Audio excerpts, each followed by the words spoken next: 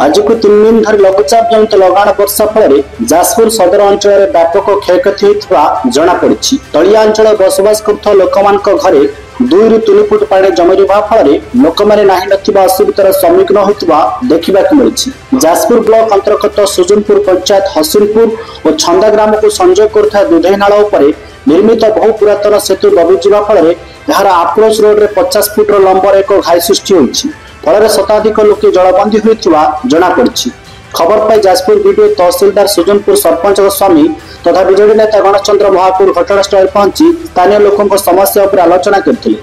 तुरंत सरकारी सहायता जोगाइदेवा निमंते जिलापाल बीडीओ निकट स्थानीय सरपंच समिति दाबी जणाइछन्ति। पोल दबिबार मुख्य कारण होछि दीर्घ वर्ष धरी नाल उपरे विभिन्न जातीय दल भर्ती होइतिबारु वर्षा जल निष्कासन होई पारुनाई। जिला ड्रेनेज विभाग अवहेला जोगु एभली अघटना घटित साधन अभियोग होइछि। दुधई नालू दल सफा साधारण को दाबी करथिबा बेले विभिन्न गणमाध्यम प्रकाश करा जायथिबा बेले ड्रेनेज विभाग एथिप्रति आदौ कर्णपात करनथिले। फल नाल भर्ती होबार दल को जदि सफा करा जिवो तेबे नाल उपर अधिकांश पोल भुसुड़ा निश्चित बोली साधारण चर्चा जोर धरिछि। Bureau report Utkal mail TV.